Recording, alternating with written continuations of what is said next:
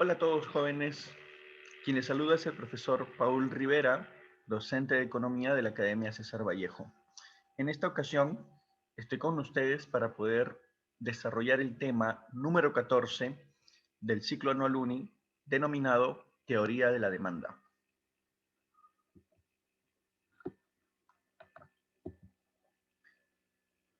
Desarrollaremos teoría de la demanda y rápidamente la imagen nos evoca a entender que vamos a hablar pues de aquellas teorías que nos hablan del estudio de la conducta del consumidor, ¿no? ¿Qué influye pues en el comprador para que él pueda tomar decisiones al momento de adquirir productos en el mercado? Los objetivos de la clase son los siguientes. Primero que nada, diferenciar qué es demanda y qué es cantidad demandada. Segundo, conocer los factores que influyen en la demanda. Tercero, comprender las variaciones de la demanda y de la cantidad demandada. Bueno, rápidamente cuando comenzamos a definir demanda, nosotros decimos pues que este es el deseo y la capacidad de adquirir productos en el mercado en un periodo determinado.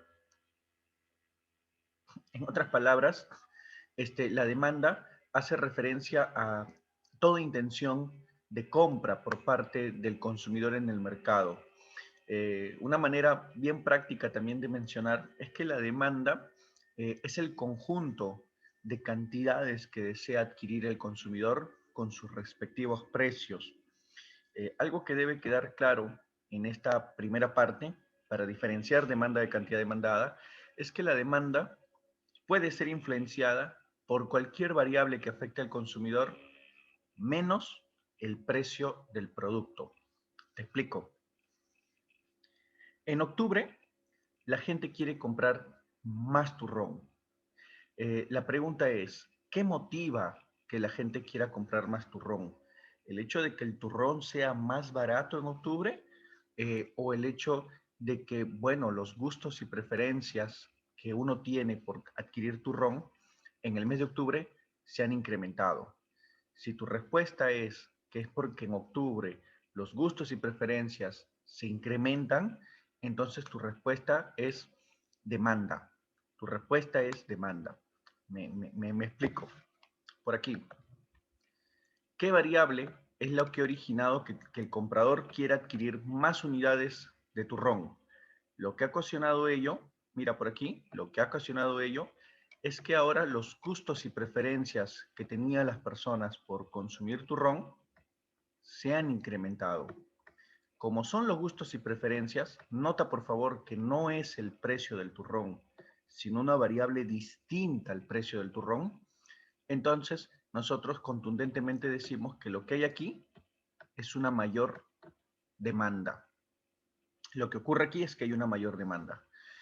Eh, ¿En qué caso sería cantidad demandada? Bueno, la cantidad demandada en sí es el deseo y la capacidad de adquirir una cantidad específica de productos a un precio determinado. Entonces, nota que la cantidad demandada es aquella variable eh, que indica cantidades específicas de compras, pero por un precio establecido. Volvemos por aquí. Si de pronto,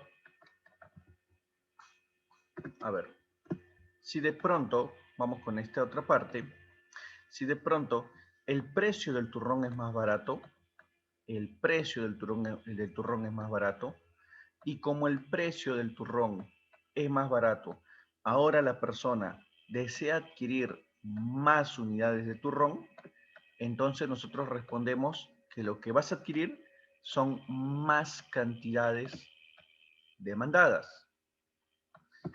¿Notas la diferencia? ¿Por qué aquí abajo la respuesta es cantidad demandada? Porque lo que está motivando a que tú quieras comprar más es el precio del bien. ¿Por qué aquí arriba es demanda? Arriba es demanda cuando se trata de lo que modifica tu conducta en el mercado, es una variable que no tiene que ver con el precio del bien. Como aquí hemos hablado de turrón y estás hablando del precio del turrón, la respuesta son cantidades demandadas de turrón. Pero aquí arriba has hablado de gustos y preferencias. Nada tiene que ver con el precio del turrón. Por lo tanto, la respuesta es demanda de turrón. Y aquí tenemos este contundente ejemplo, ¿no? Querer adquirir 3 turrones cuando el precio es 12 soles, entonces este 3 turrones viene a ser pues la cantidad demandada a este precio específico, a este precio exacto. En tanto, querer comprar más turrones simplemente porque tengo más gustos y preferencias, eso es más demanda. Para entender el tema debemos manejar los siguientes supuestos. Uno de los supuestos que yo debo entender es que debo entender que este es un mercado de competencia perfecta. Debo asumir que hay un mercado competitivo. Recuerda que en el mercado de competencia perfecta competitivo, ni el vendedor ni el comprador colocaban el precio. Esto se daba por el propio mercado, ya que no hay poder de mercado. Recuerda que los bienes son homogéneos, todas las características que nosotros ya hemos mencionado en competencia perfecta. Entonces, ¿qué decimos? Decimos pues que si yo imagino un mercado competitivo, el comprador no tiene poder de mercado y el vendedor tampoco lo tiene. Dos, consideremos los bienes normales. Los bienes inferiores no los vamos a incluir en esta sesión. Recuerda que los bienes inferiores tenían una contradicción, que a mayor ingreso la gente compraba menos estos productos. Y nosotros solamente vamos a hablar de bienes normales, aquellos que cumplen esta condición. A más ingresos, más se consume estos bienes o más se demanda estos bienes. Y debemos entender por último al consumidor racional. El consumidor racional es aquel comprador que busca maximizar la satisfacción o utilidad de lo que tiene. Por ejemplo, ¿no? Si yo tengo 20 soles y con 20 soles, ¿no?, veo que el turrón está a 12 soles, entonces yo deseo comprar un turrón. Pero si el turrón baja a 10 soles, deseo comprar dos turrones, ¿no? Porque tengo 20 soles y con 20 soles puedo adquirir dos. Y si el turrón bajara a 5, podría comprar 4 turrones.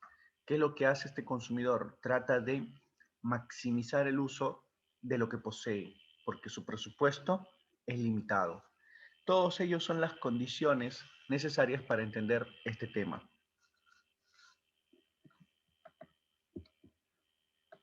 Vamos a hablar acerca de los factores de la demanda y cómo es que afectan al consumidor, aunque esto ya lo hemos visto al iniciar la clase. Mira, una vez más, redundamos.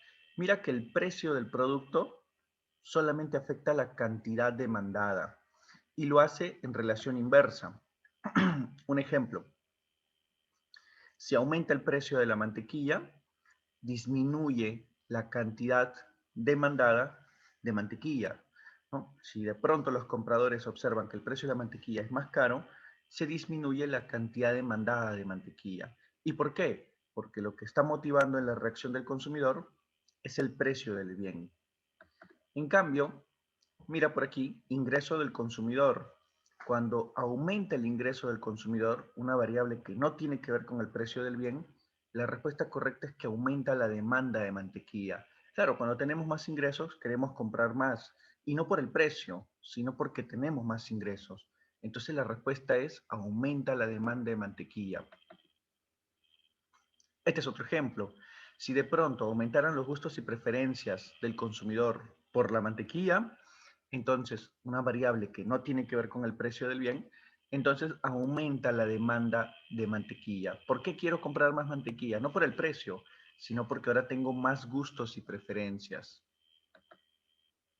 Por aquí, el precio de un bien sustituto. ¿Cómo es eso? Bueno, imagínate que de pronto, ¿no? Mantequilla y queso. El queso es el rival de la mantequilla. La gente o compra mantequilla o compra quesito. Eso es un bien sustituto. O compra quesito. Y de pronto, ¿no? Lo que decimos aquí. ¿Qué pasa si el precio del queso, ¿no? El precio del queso es más caro? Yo entiendo que la gente ya no va a querer queso. ¿Qué va a querer? Va a querer más mantequilla. Va a querer más mantequilla. ¿Aquí qué va? ¿Va demanda o va cantidad demandada? Ah, ya, usted ha dicho precio, entonces debería ir cantidad demandada. Y está mal. Aquí debe ir demanda. ¿Por qué va demanda? porque estamos analizando la mantequilla y nota que lo que está cambiando en el consumidor de mantequilla es una variable distinta al precio de la mantequilla. Si fuera precio de la mantequilla, la respuesta hubiera sido cantidad demandada.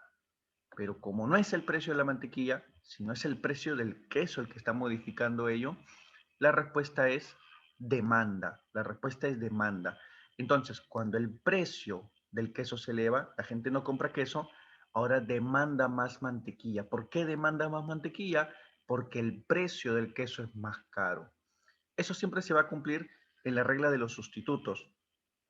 La regla de los sustitutos dice que la demanda de un bien guarda relación directa con el precio del bien. Si el precio del queso fuera más barato, se demandaría menos mantequilla. Por lógica, la gente está comprando más queso. De manera muy similar, hablamos de los complementarios. Un ejemplo, el pan y la mantequilla, ¿no? Por aquí, ¿qué pasa cuando el precio del pan, ahí está, mira, precio del pan se eleva? Y yo sé que el pan es un complemento esencial, por acá, de la mantequilla, ¿no? La mantequilla se consume con pan. Ahí está. La pregunta es, ¿qué colocamos aquí? Una vez más, mira, el precio del pan se eleva. La gente ya no compra pan. Si ya no compras pan, no compras mantequilla, porque se entiende que estos bienes salen juntos. Dejas de comprar mantequilla. ¿Por qué estás dejando de comprar mantequilla? ¿Por el precio de la mantequilla? No, por una variable distinta, que es el precio de su complemento. Entonces la respuesta aquí, demanda. Se demanda menos mantequilla.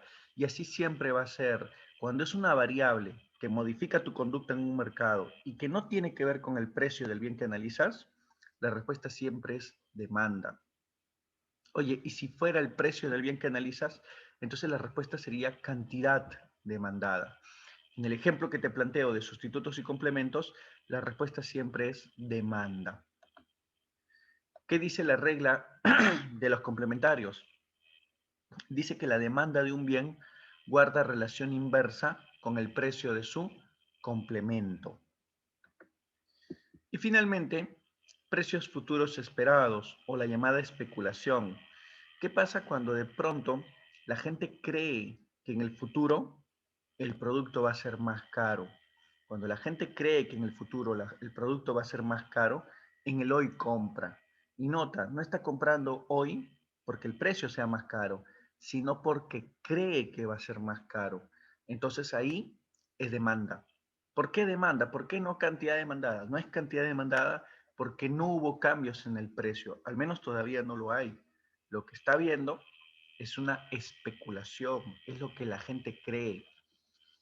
Si la gente especula que va a haber un aumento del precio de mantequilla para los próximos días, entonces hoy aumenta la demanda de mantequilla, hoy se incrementa la demanda de mantequilla.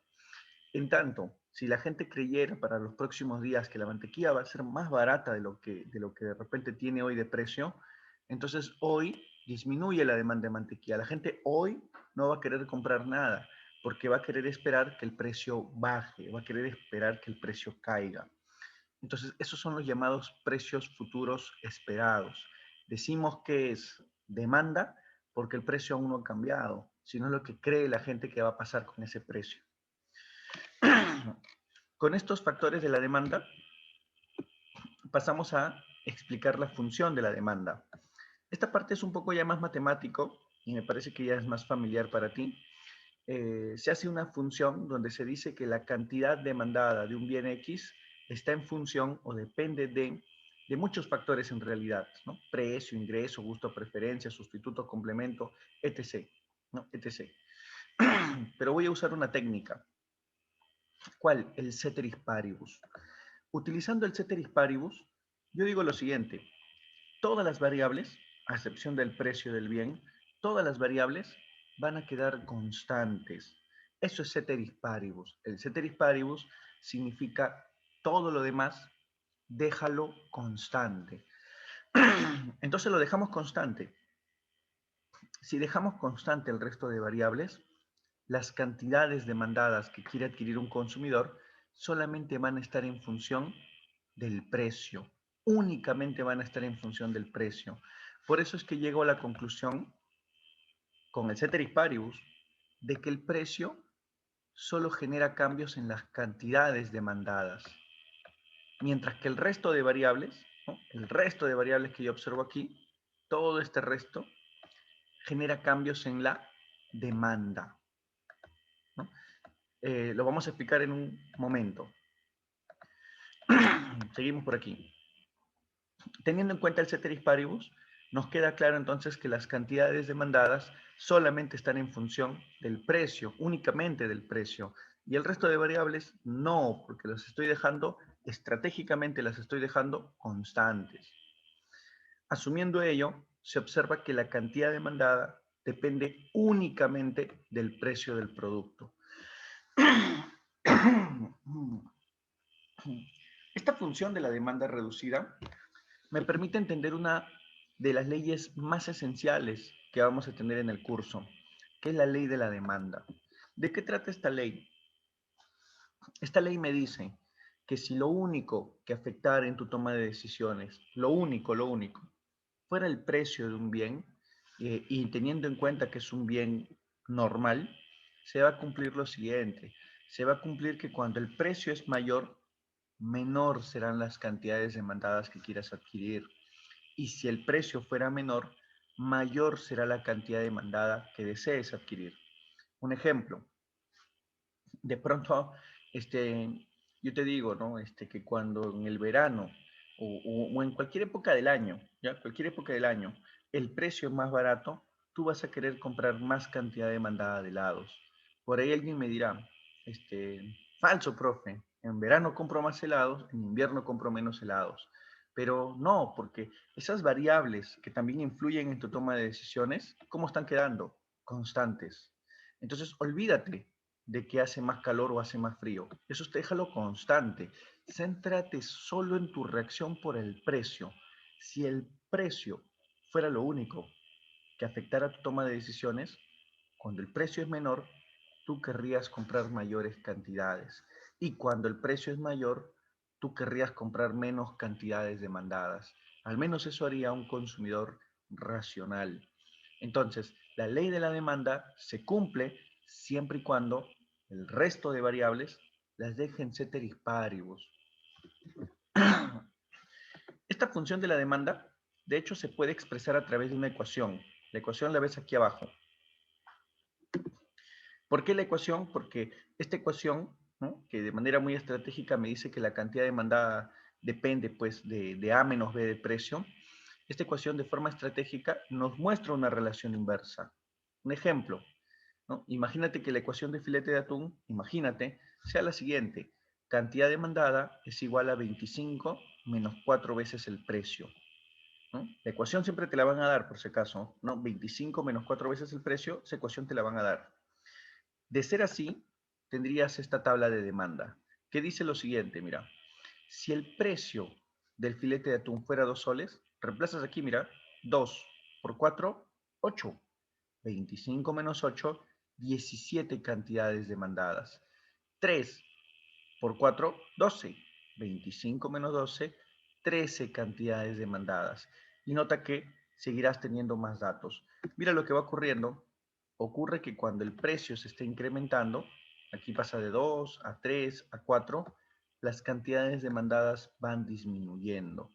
Por eso es que se dice que la gráfica de una demanda siempre tiene pendiente negativa, porque cada gráfica se puede hacer a través de ecuaciones. Esto lo habrás llevado en álgebra, en trigo.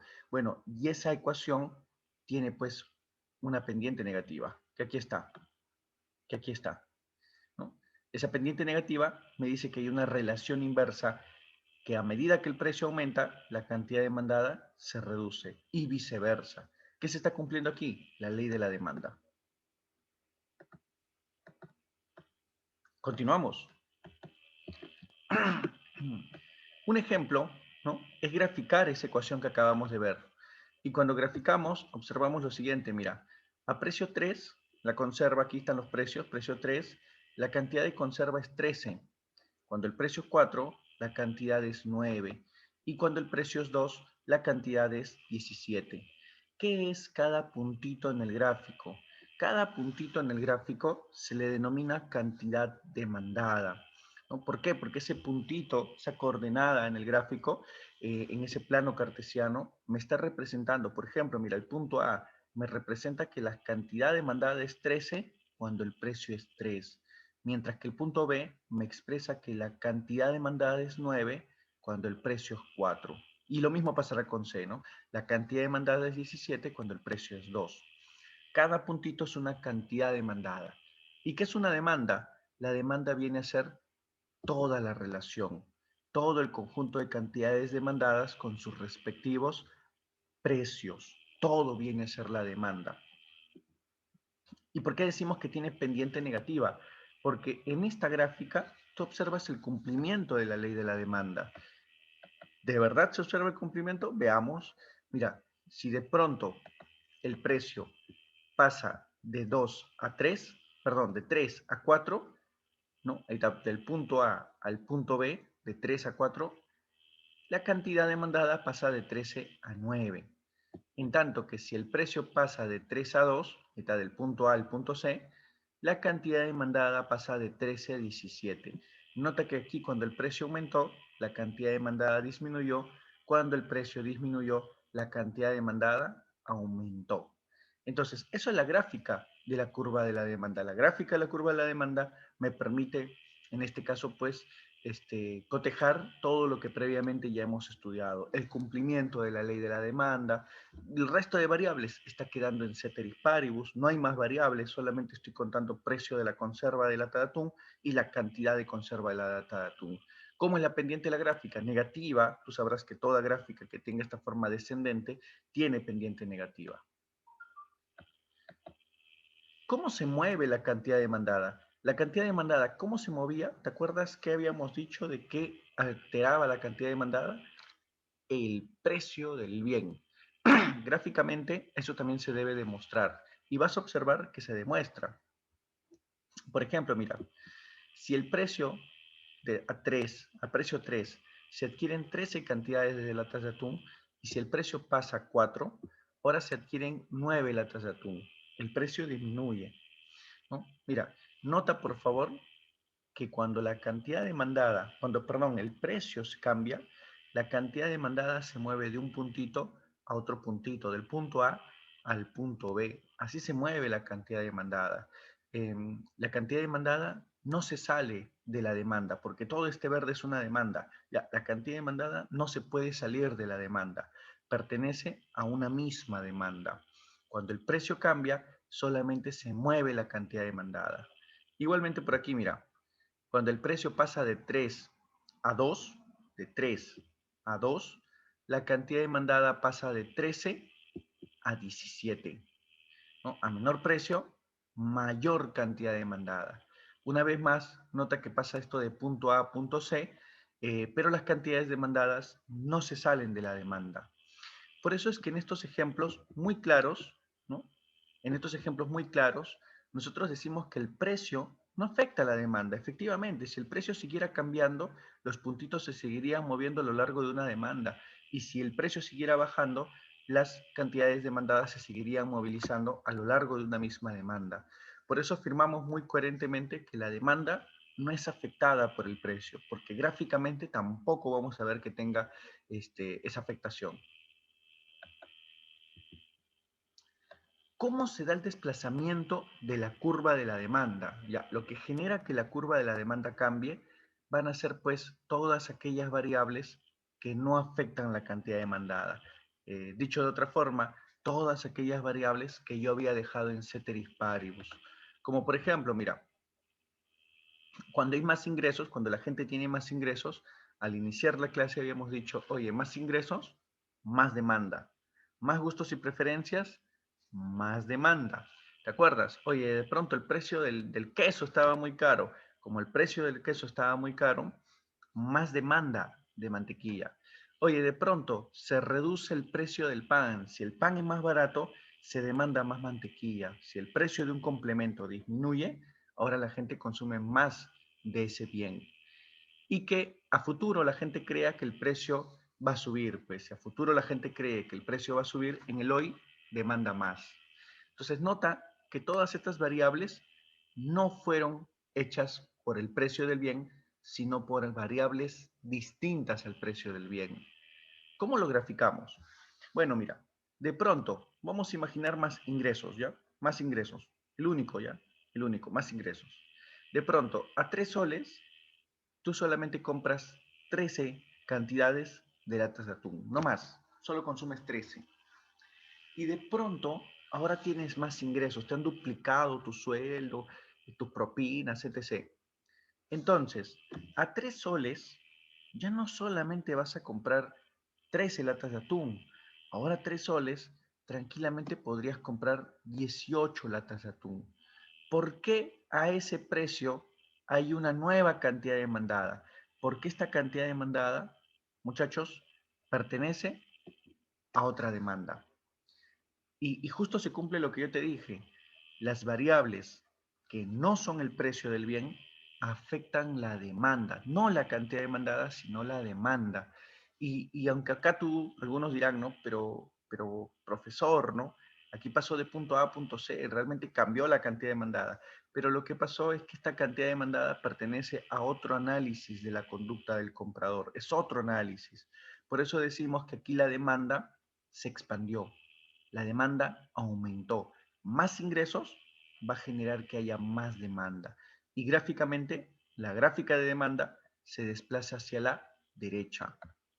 Aquí está, mira, una variable distinta al precio del bien, no es el precio del bien, genera una expansión de la curva de la demanda hacia la derecha, demanda naranja a demanda 1, que es el azulito. En viceversa, decimos pues que cuando hay menos ingresos, menos gustos y preferencias, el precio del sustituto es mucho más barato, el precio del complemento es mucho más caro, o los precios a futuro ya disminuyen, si los precios a futuro disminuyen, en todos esos casos hay menos demanda. ¿Cómo se grafica ello? Se grafica trasladando esta gráfica hacia la izquierda.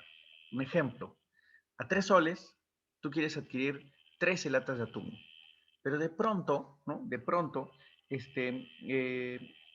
sientes que ya no hay muchos gustos y preferencias por adquirir latas de atún. Como ya no tienes gustos y preferencias, ahora a 3 soles ya no adquieres 13 latas de atún. A 3 soles decides adquirir solo 8 latas de atún. Nota que esta es una reacción no por el precio del bien, sino por una variable distinta al precio del bien. Por eso es que afirmamos que este punto B es parte de otra demanda. Cuando la demanda disminuye, la demanda, en este caso, pues la demanda 2 que está de rojito, se contrae. Menos demanda significa contracción de la demanda o gráfico hacia la izquierda.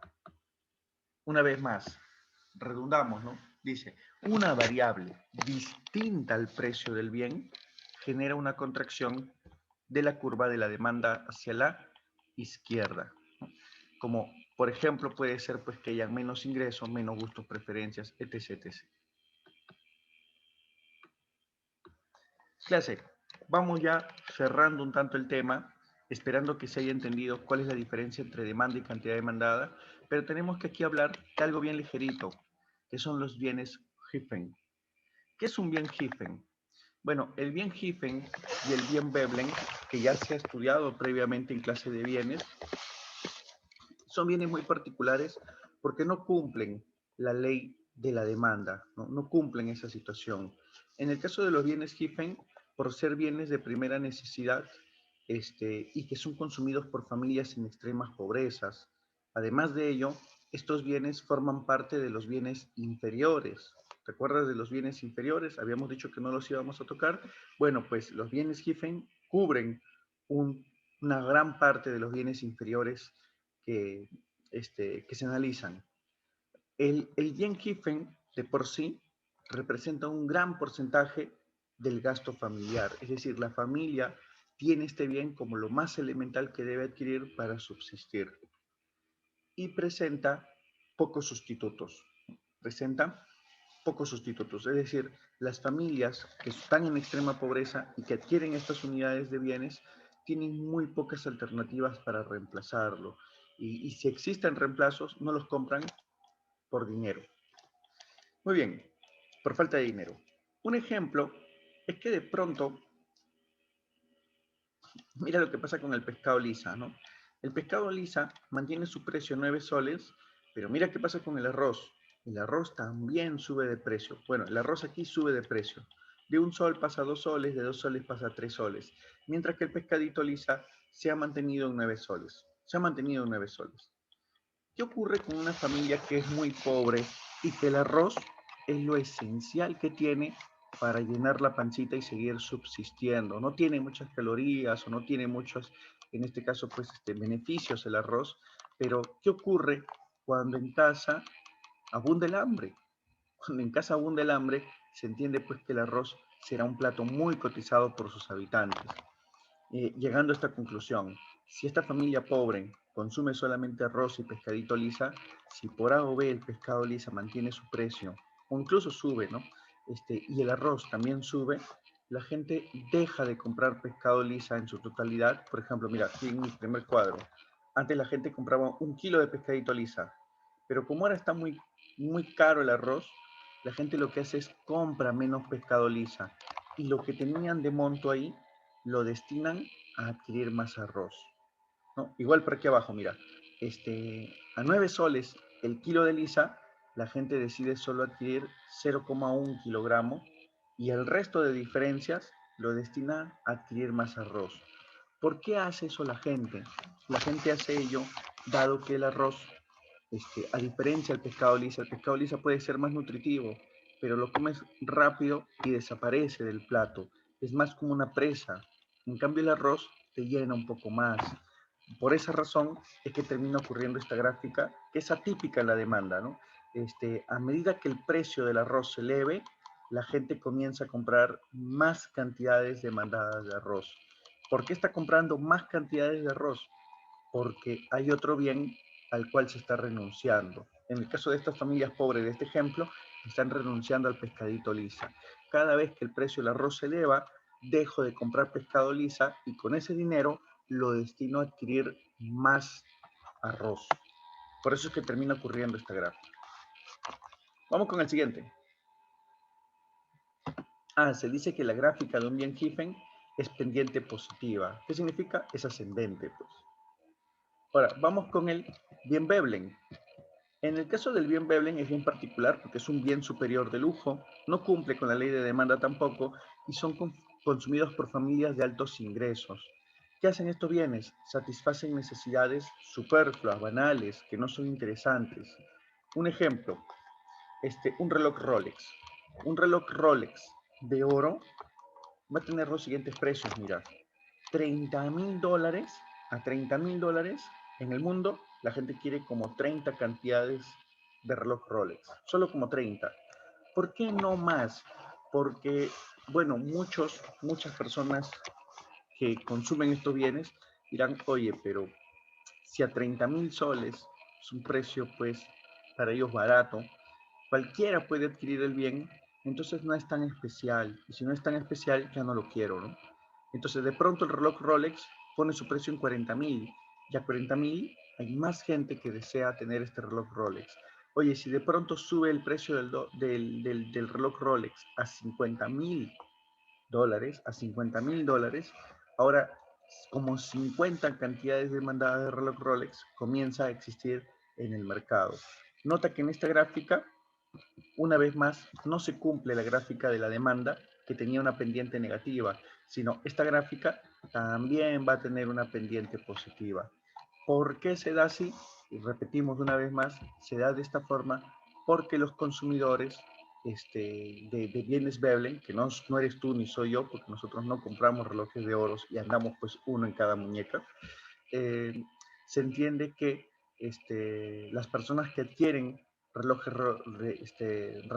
Rolex de oro adquieren más unidades y desean tener más unidades cuando sienten que por un precio mayor eso les da cierto estatus. Más, si ven que el precio del reloj Rolex baja, no les interesa mucho tener un reloj Rolex porque si su precio baja, cualquier persona ordinaria podría tener este reloj. Entonces, eso hace que la gente reaccione por el precio. Oye, yo veo que el precio está que sube a 50.000, 60.000, 70.000. Oye, yo también quiero mi Rolex. Yo también. ¿Por qué? Porque eso me da exclusividad. Pero si yo veo que el reloj Rolex baja a 20.000, luego baja a 10.000, luego a 5.000, la gente ya no lo va a querer. Ese es el caso del bien Veblen. Tanto Giffen y Veblen no cumplen la ley de la demanda, que es gráfica descendente, ¿no? Que es gráfica descendente. Quizás en este caso, pues, vemos que tanto Giffen como Veblen no cumplen esa condición. Y más bien ellos tienen una pendiente, pues, positiva o ascendente. Bueno, muchachos, hasta aquí hemos finalizado con este complejo tema que es teoría de la demanda. Espero que la clase haya sido de tu provecho y de tu entendimiento. Conmigo será hasta una próxima oportunidad.